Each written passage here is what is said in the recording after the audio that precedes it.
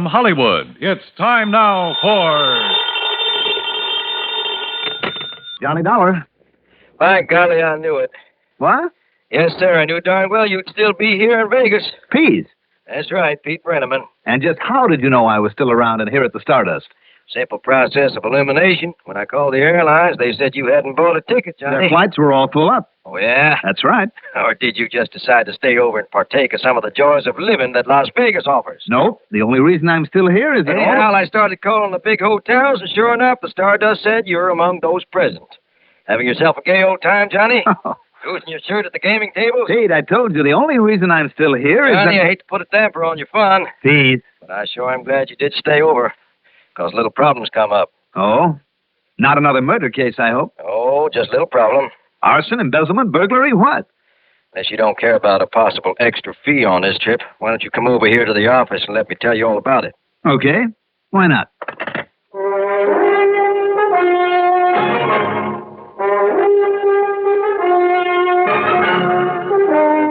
The CBS Radio Network brings you Mandel Kramer in the exciting adventures of the man with the action-packed expense account. America's fabulous freelance insurance investigator. Yours truly, Johnny Dollar.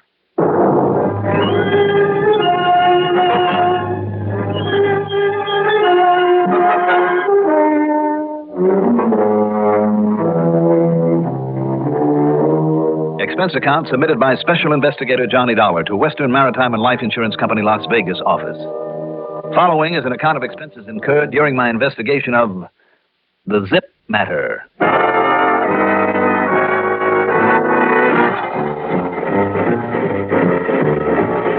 In spite of what I had said to Pete Brenneman on the phone, I was glad to have the chance for another good look at this fabulous, exciting town in the middle of the Mojave Desert. There is something almost incredible about its wide-open gambling 24 hours a day, 7 days a week. Even the drug and candy stores, groceries, and gas stations are equipped with slot machines to quickly relieve you of any loose change that you might have. Parts of Fremont Street, the main drag, have one big casino after another where you can play at the roulette and crap tables, blackjack, bingo, chemin de fer, poker, baccarat, you name it. And where you can also bet on the nags at any horse track in the country. And every one of the big, fancy, glamorous hotels has its own private casino. And nightclubs where you can rub elbows with broken-down miners or famous Hollywood stars, all gathered to watch the floor shows featuring the finest, best-paid entertainers in the country. I've seen men in rumpled denim shirts and faded blue jeans wager $100 bills on a single number at roulette, lose it, and walk away without a whimper. I've seen a sweet little gray-haired old lady, somebody's grandmother, win over $5,000 of craps and give it all back via the slot machine route or on the flip of a card at the blackjack table. As for me, well, I've lost a little, won a little, and I'm thankful that gambling has never been a compulsion with me or given me the false hope that in the long run I could ever come out ahead. Naturally, I wondered if it had anything to do with this new case Pete Brenneman had for me. Expense account item 1, $1 even for a taxi from the Stardust to Pete's office. Here, Johnny. Here, take a look at this. Willard Rayfield Swift. Yeah. Well, Pete, since when has your company been attaching the picture of a beneficiary to an insurance policy? Johnny, Western Maritime and Life will attach anything to a policy. Information on anything or anybody even remotely connected with the insured. Well, what about this Willard Rayfield Swift? Ever see him in the flesh? Not that I know of. Haven't you been doing any gambling over there at the Stardust? Oh, a little. Well, then you should have run into Swifty at one of the roulette wheels. Well, after all, Pete, I've only been in town a few hours. Long enough, Johnny. Long enough. That's his favorite place, and Swifty is a confirmed, incurable gambler. At, let's see, what's it say here? The ripe old age of 31? Yeah. Ever since his papa died about 6 years ago and left him a lot of dough. Which I suppose didn't last very long. Oh, Papa was smart and provided that the money be dealt out to Swifty in small amounts, if you can call $300 a week small amounts. I'd call it a real nice legacy. But he's carefully, steadily gambled away every cent of it. Yeah, and then some. You mean he's borrowed? That's exactly what I mean, and without the loaners knowing, the legacy to him is about to stop now. Ouch. Yeah, even more to the point, these loaners don't know the true facts about this policy. What do you mean, Pete? This policy is Uncle Fred's. And old Frederick Peyton died only day before yesterday, leaving no estate except this insurance, $120,000 worth. 120? Well, that should hold your boy Swifty for a while. Except for one thing. Yeah? It's to be divided up 3 ways. Here, look at these other beneficiaries. Uh-huh. Doreen Janice Clayford. Wow. Pretty name, too. A niece. Is she really as good looking as this picture? Sure is. Wait till you see her. My. All that beauty and all that money. My tie straight, Petey? My hair look all right? You look gorgeous, Johnny, but you're too late. Doreen's married to a fellow with a feed store. Oh, you killjoy. This other picture is another nephew, the other beneficiary. Kenneth Kermer. Uh-huh. Ken's the oldest one of the 3. Born in 1922, it says here. Let's see, that makes him about 40, then. Yeah, he has a little cattle ranch up near Glendale. Mm-hmm. That's north of here. Does some well drilling and odd jobs in his spare time. Real hard worker, nice guy. Well, now, what about him, Pete? All 3 are equal beneficiaries, Johnny. Oh? 40,000 apiece, then. Mm-hmm, and that's just about what I understand Swifty owes. But Yes? if one of them dies before this money is paid out, the remaining 2 will split 50-50. 60,000. It's a big difference. Sure is, especially if a guy needs dough. And, of course, if 2 of them were to go, so that only one of them would be left to collect. And remember this, Johnny. Yeah. There never was any love lost between those 2. I mean, between the nephews, Ken Kermer and Willard Swift. What about the girl? Oh, she's been pretty much apart from them, married and all. Those boys have always been at each other's throats. Hated each other's guts, would even go out of their way to make trouble, especially Swifty. You think maybe one of them would go so far as to kill the other to grab a bigger share of the insurance? Ken Kerman? Go that far? No. But Swifty? Yeah, I think he would. And Johnny? Well? If you didn't see Swifty around the tables there at the Stardust, and you would have noticed him. I think I would. Well, Johnny, if you ask me, that means he's up to something. And you'd better get on this right away. Well, Pete, I think you're right.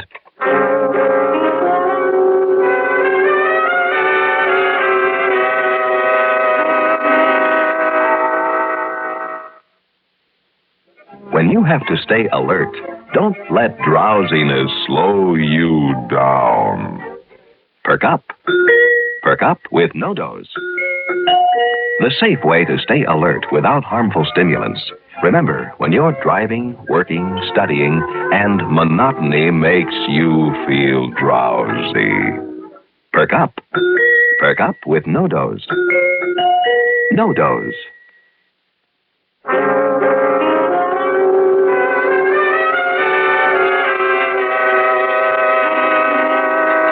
There's a second reason for not wasting any time, Johnny, one I just found out about. What's that, Pete? The fact that Shorty Callahan is breathing down Swifty's neck. Who's Callahan? The punk he owes the nearly 40,000 to. Oh. What's more, Swifty knows that if he doesn't pay off Callahan and pronto, well, nobody can prove anything, at least nobody has yet. But it's been rumored around that people who try to welch on Callahan can end up very, very dead. What nice people you know. I wish I didn't. Now, am I supposed to save Swifty from Callahan? Why bother? Just Ken Kermer from Swifty. Yeah. If one of Callahan's boys were to knock off Swifty, nobody complained one bit. It'd be a case of good riddance. Where did you say that Ken Kermer lives? This side of Glendale, about 45 miles north of here. Mm-hmm. Then if Swifty isn't at his usual place at the Stardust, if it turns out that he isn't even here in town... Right, Johnny. You and I'd better hop into my car and... Oh, excuse me. Brannaman. Mr. Brenneman? Yeah? Mr. Brenneman, this is Doreen Clayford. Hey, Johnny, get close. Listen to this. I'm right here. Mr. Brenneman, Yeah, go on, Doreen. well, I'm here at the house in North Vegas. Yeah? Well, out on the highway. Well, only a couple of minutes ago. Yeah? Well, I met Swifty. Willard Swift. He was in a car he must have borrowed from someone. Uh-huh. Well, he was on his way up to Glendale to see Ken. You're sure about that? Yes, he told me so. And he'd been drinking. He was nasty. And he told me not to follow him, but I'm going to anyway. Now, wait, Doreen. No, I must, because, don't you see? Don't you see what might happen up there? I certainly do. I mean, with Uncle Fred's insurance still to be paid and all that money he owes. Well, I told you about that. Yeah, I know. And the way Swifty feels about Ken. Well, you know yourself about how he hates him, and because Ken won't give him the money to pay off his debt. Yes, I know. Swifty might do anything. In the mood he's in and all, the drinks he's had. Doreen. So if you want to get some help, the police or something, and drive up on there, will you, Mr. Brenneman? Yeah. Thank you. Now, don't you go, Doreen. You let me take care. Hello? Oh, no. Johnny, You have a car handy, Pete? It's right out front. Let's go.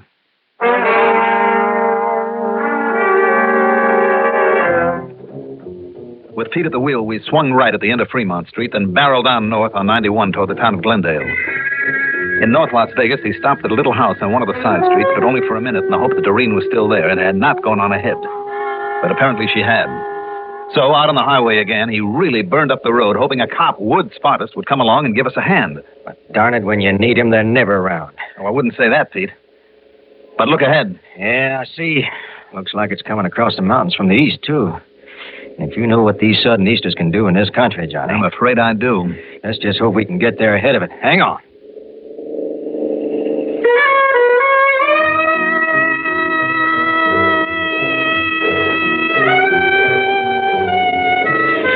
But about 30 miles later, the storm came with a vengeance.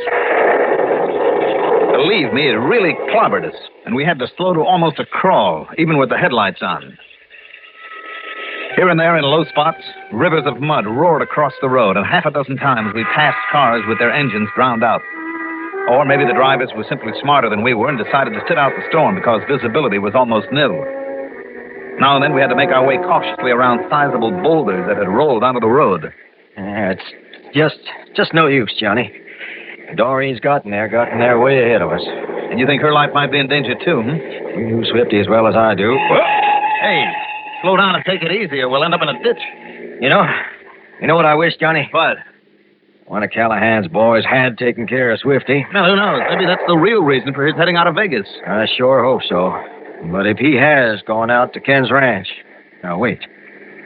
Here's a turnoff. Thank goodness this side road is paved. Pete? Yeah, Johnny. You seem pretty sure that Ken wouldn't try to get rid of one of the others. Sure, I'm sure. Absolutely. Why? Oh, I'm just sort of thinking about the whole situation, all the possibilities. And Doreen? Doreen? Oh, now, Johnny. How's her husband's feed business? You know something? That poor guy's had more bad luck since he took over that... No, Johnny. No, there's no reason in the world to suspect she might be up to what we suspect. They've been married long? Sure, a couple of years. What'd she do before that? Oh, dancer in one of the nightclubs. But now, listen, Johnny. All right. Looks like the storm's letting up. Yeah, and there's Ken's ranch right ahead. There's 2 cars parked there. One right next to the porch is Doreen's. Well, she got here all right. Just hope she's still all right. Isn't that Doreen standing there in the doorway? Yeah, she's okay. Thank goodness. I wonder. Look. Yeah, she's waving at us, and kind of frantically. Come on, Johnny. Hurry, please! What is it, Doreen? What's the matter? I only got here a minute ago, Mr. Brenneman. Yeah? Swifty's car was here, and this front door was wide open, and... Yeah, well? Oh, who's this man? He's Johnny Dollar, special investigator. Oh, thank heaven. What's happened, Doreen? Well, I heard a voice, shouting like he was mad, from back in there where that little door is. The door of the shop where Ken has all his well drilling tools. Yes. Whose voice, Doreen? I don't know. They always sounded so much alike, but then I heard a shot. From inside the tool shop? I don't know. But when I tried that door, it was locked, and nobody answered when I called. All right, come along now. Then I heard your car coming up, so I went out to meet you. It's locked, all right. All right. Stand away now. Right. Johnny, look, both of them. Yeah. Let's see now. This one is... maybe over here. Johnny? This one's out like a light. And this one is dead.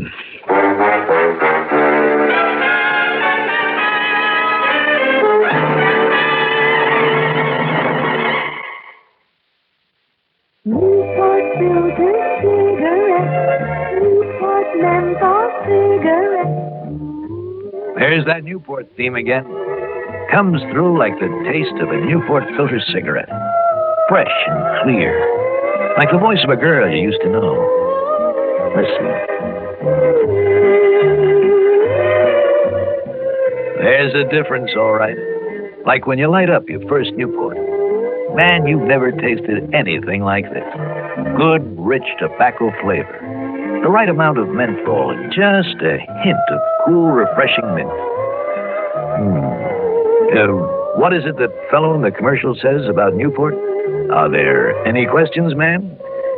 Questions? No. I got the message. Newport's more refreshing to begin with, more refreshing all the way. Newport.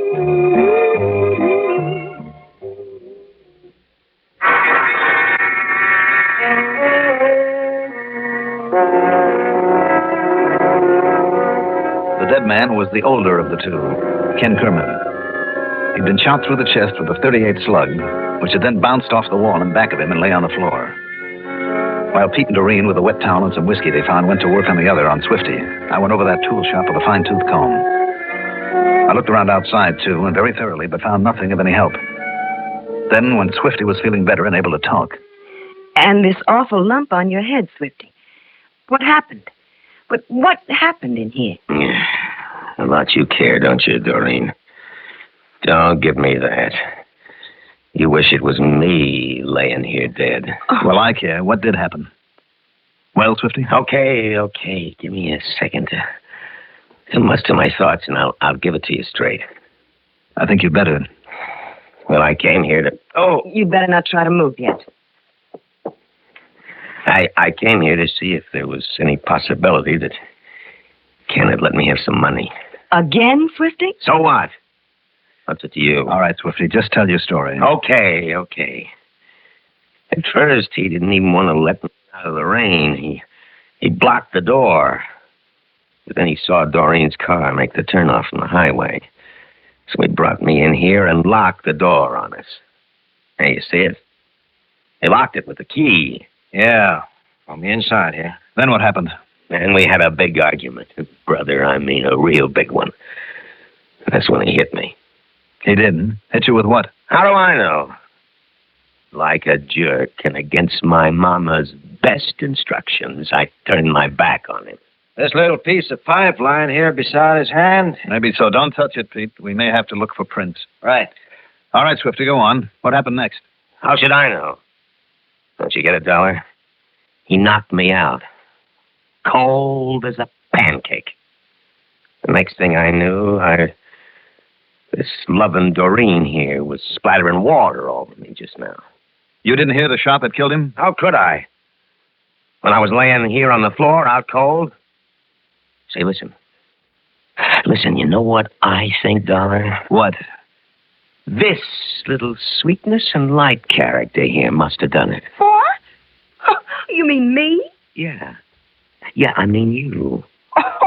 Oh, and then locked the door on the outside, on the inside, and crawled out the keyhole.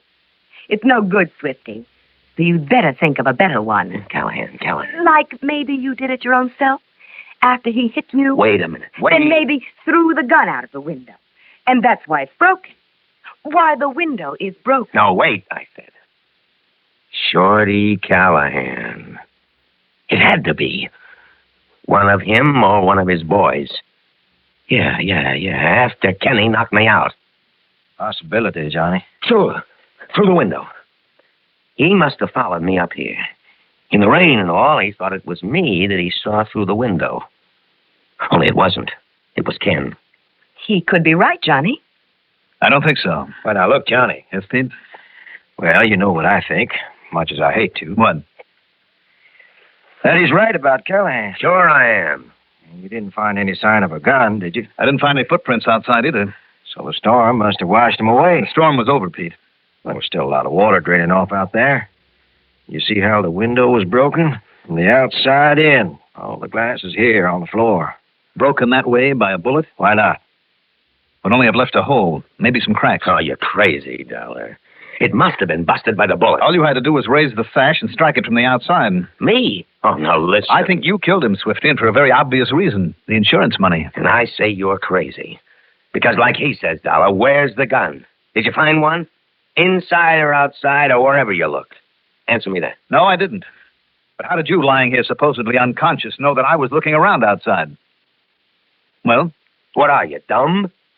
Because of the fresh mud all over your feet, that's how I know. You got nothing on me. Mm-hmm. Not even your lie about Kermer seeing Doreen's car down at the turnoff? That's nearly half a mile, Swifty, and it was raining then and raining hard. Yeah, but what about this? You think I slugged myself on the head? That's exactly what I think, so that nobody would suspect you. Then where's the gun I'm supposed to have used? Yeah, tell me that. Dig that up, and maybe somebody will believe this crazy accusation of yours. But until you find a gun, you hear me? Afraid he's right, Johnny. You bet I'm right. Or maybe you think I could have swallowed it. Maybe a zip gun. That would take a 38? Don't make me laugh. You sure you looked through everything, Johnny? Zip gun. So it had to be somebody outside. Because only Kenny and me were inside here. You're sure of that? Yeah, I'm sure. I'd swear to it on a stack of Bibles. So it had to be somebody outside. Maybe Doreen here stepped out before you got here. With no mud on my shoes. So what? She got here after the storm, parked up close to the porch. No, Swifty, you did it. Without a minute gun. ago, you told me how. And I tell you, unless you can find a 38, but you can't, and then prove it belonged to me. A zip gun, you said. What? Here in this shop, this World Rivers plumbing shop, is material enough for a dozen of them, 100 of them. What do you mean, Johnny? I knew there was something wrong about this bullet that went through Kermer, and you gave me the answer, Swifty. I say you're crazy. Johnny? No marks from the rifling of a barrel on it. All right, Pete, here. Take this gun of mine and hold it on him. Sure, but I still don't get it. Well, I take a look through this stuff here, this pile of pipes. Until I find one that fits a 38. Johnny! And that still smells of gunpowder. And maybe a hammer with powder burns on it that he used to fire the cartridge. Maybe the cartridge case still in it. Then when I find Swifty's fingerprints on him on the zip gun he improvised so that nobody would find a pistol around. Well, Swifty? Watch it, Swifty. It's okay, Pete. Okay, Dollar, I'll cooperate. It won't do you any good, Swifty.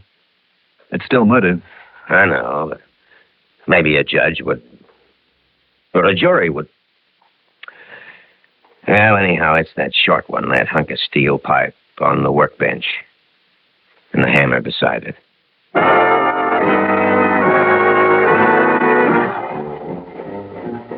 So, once again, it's up to the courts. And I'm sure that Swifty will go up for life. At the least. Expense account total, including the trip back to Hartford, call it 200 even. Yours truly, Johnny Dollar.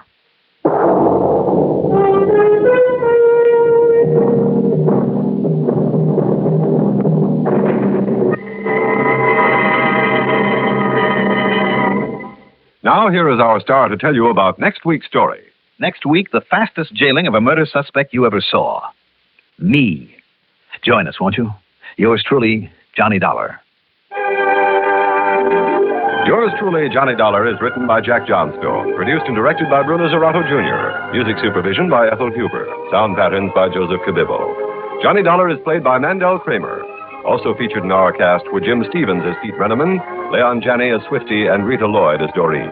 Be sure to join us next week, same time, same station, for another exciting story of Yours truly, Johnny Dollar. This is Art Hanna speaking.